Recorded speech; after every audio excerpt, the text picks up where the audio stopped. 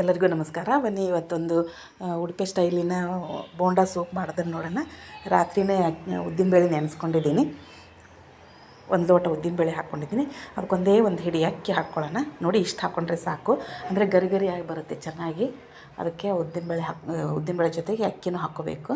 ಹಾಗಾಗಿ ಅಕ್ಕಿ ಹಾಕ್ಕೊಂಡು ನೆನೆಸಿಟ್ಟಿದ್ದೆ ರಾತ್ರಿಯೇ ನಾನು. ಇವಾಗ ನೋಡಿ, ಸ್ವಲ್ಪ ಅದನ್ನು ಉದ್ದಿನಬೇಳೆ ಜೊತೆಗೆ ಒಂದು ಸ್ವಲ್ಪ ಉಪ್ಪು ಹಾಕಿ ಈ ಥರ ರುಬ್ಕೊಳ್ಳೋಣ. ನೀರು ಮಾತ್ರ ಸ್ವಲ್ಪ ಹಾಕ್ಕೋಬೇಕು, ಜಾಸ್ತಿ ಹಾಕ್ಕೋಬಾರ್ದು. ಹಾಗಾಗಿ ಸ್ವಲ್ಪ ಹಾಕ್ಕೊಂಡು ರುಬ್ಬಿದ್ದೀನಿ ನಾನು. ಅದನ್ನೊಂದು ಇದಕ್ಕೆ ತೊಗೊಂಡ್ಬಿಡೋಣ. ಇದಕ್ಕೆ ಜಾಸ್ತಿ ಉದ್ದಿನ ವಡೆ ಥರ ಏನು ಇದನ್ನು ಹಾಕೋದು ಬೇಡ.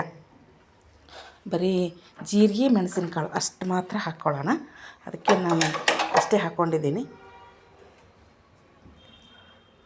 ನೋಡಿ, ಚೆನ್ನಾಗಿ ಬೀಟ್ ಮಾಡಬೇಕು. ಒಂಥರ ಅಂದರೆ ಚೆನ್ನಾಗಿ ಉಬ್ಬಿ ಬರುತ್ತೆ ಅದು. ಆಮೇಲೆ ಗರಿ ಗರಿಯಾಗಿ ಬರುತ್ತೆ. ನೋಡಿ, ವಡೆ ಯಾವ ಥರ ರೆಡಿ ಆಗ್ತಾಯಿದೆ.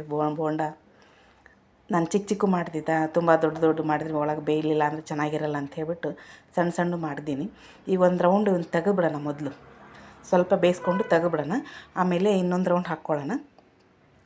ಈಗ ನೋಡಿ, ನಾನು ಇನ್ನೊಂದು ಒಬ್ಬೆ ಹಾಕ್ತಾಯಿದ್ದೆ, ಅದು ಹಂಗೆ ಬಂದುಬಿಟ್ಟಿದೆ ವಿಡಿಯೋ. ಯಾಕಂದರೆ ಅದು ಸ್ವಲ್ಪ ಆರಬೇಕಿದು. ನೋಡಿ, ಇದು ಆರಿದೆ ಇವಾಗಿದು. ಈಗ ಇನ್ನೊಂದು ಸಲ ಬೇಯಿಸ್ಕೊಳ್ಳೋಣ. ಹೋಟ್ಲ್ನಲ್ಲೆಲ್ಲ ಇದೇ ಥರ ಮಾಡೋದು, ಎರಡೆರಡು ಸಲ ಬೇಯಿಸ್ತಾರೆ, ಚೆನ್ನಾಗಿರುತ್ತೆ ಅಂತ. ಒಳಗಡೆ ನೀಟಾಗಿ ಬೇಯುತ್ತಂತೆ ಆವಾಗ.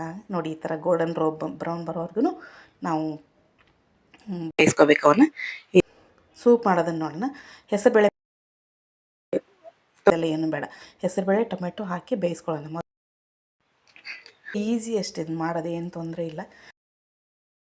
ಹಾಕ್ಕೊಂಡು ಅದನ್ನು ಹಾಕ್ಕೊಳ್ಳೋಣ. ಆಮೇಲೆ ಈ ಕಡೆಗೆ ಒಗ್ಗರಣೆ ಮಾಡ್ಕೊಳ್ಳೋಣ. ಜೀರಿಗೆ ಮಾತ್ರ ಹಾಕ್ಕೊಳ್ಳೋಣ. ಎಣ್ಣೆ, ಜೀರಿಗೆ, ಸಾಸಿವೆ ಏನು ಬೇಡ ಇದಕ್ಕೆ ಒಗ್ಗರಣೆಗೆ. ಸ್ವಲ್ಪ ಕರಿಬೇವು,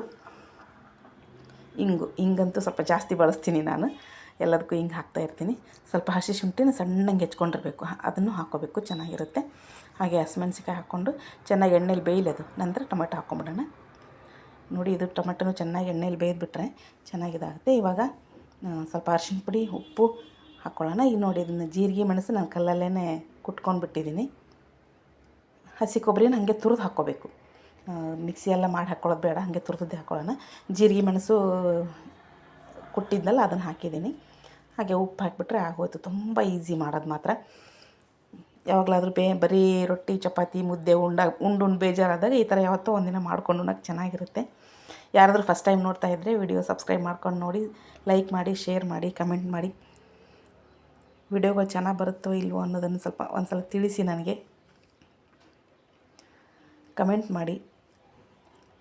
ನೋಡಿ, ಆದಮೇಲೆ ಬೇಳೆ ಬೆಂದಿತ್ತಲ್ವ, ಅದನ್ನು ಹಾಕಿ ನಮ್ಗೆ ಎಷ್ಟು ಬೇಕೋ ಅಷ್ಟು ನೀರು ಕನ್ಸಿಸ್ಟೆನ್ಸಿ ನೋಡಿಕೊಂಡು ಹಾಕ್ಕೋಬೇಕು. 1 ಕಪ್ ಹಾಲು ಹಾಕ್ಕೋಬೇಕು ಇದಕ್ಕೆ. ಹೋಟ್ಲ್ನಲ್ಲೆಲ್ಲ ಇದೇ ಥರ ಮಾಡೋದು ಜಾಸ್ತಿ. ಒಂಥರ ಅದು ಬಾಯಲ್ಲಿ ಸ್ಟ್ರಕ್ಚರೇ ಬೇರೆ ಬರುತ್ತೆ, ಅಷ್ಟು ಚೆನ್ನಾಗಿರುತ್ತೆ ಅದು. ನೋಡಿ, ಬೋಂಡ ರೆಡಿ ಇದ್ದು, ಈಗ ಸೂಪೂ ರೆಡಿ ಆಯಿತು. ಬೋಂಡ ಸೂಪು ತುಂಬ ಚೆನ್ನಾಗಿತ್ತು. ಮೇಲೊಂದು ಸ್ವಲ್ಪ ಈರುಳ್ಳಿ, ಕೊತ್ತಂಬರಿ ಹಾಕ್ಕೊಂಡು ತಿಂದುಬಿಟ್ರೆ ತುಂಬ ರುಚಿಯಾಗಿರುತ್ತೆ. ಸಣ್ಣಗೆ ಇಟ್ಕೊಂಡಿರಬೇಕು ಈರುಳ್ಳಿ ಮೊದಲೇ. ಮೇಲೆ ಸ್ವಲ್ಪ ಸಣ್ಣಗೆ ಹೆಚ್ಚಿರೋ ಕೊತ್ತಂಬರಿ ಹಾಕ್ಕೊಂಡಿದ್ದೀನಿ. ತಿನ್ನೋಕೆ ಮಾತ್ರ ತುಂಬ ಚೆನ್ನಾಗಿತ್ತು, ತುಂಬ ಟೇಸ್ಟಿಯಾಗಿಯೂ ಇತ್ತು. ನೀವು ಒಂದು ಸಲ ಮಾಡಿ ಹೇಗಾಗಿತ್ತು ಅನ್ನೋದು ಕಮೆಂಟ್ ಮಾಡಿ ತಿಳಿಸಿ. ನೋಡಿ, ತುಂಬ ಗರಿಗರಿಯಾಗಿ ಬಂದಿದ್ದು. ಧನ್ಯವಾದಗಳು.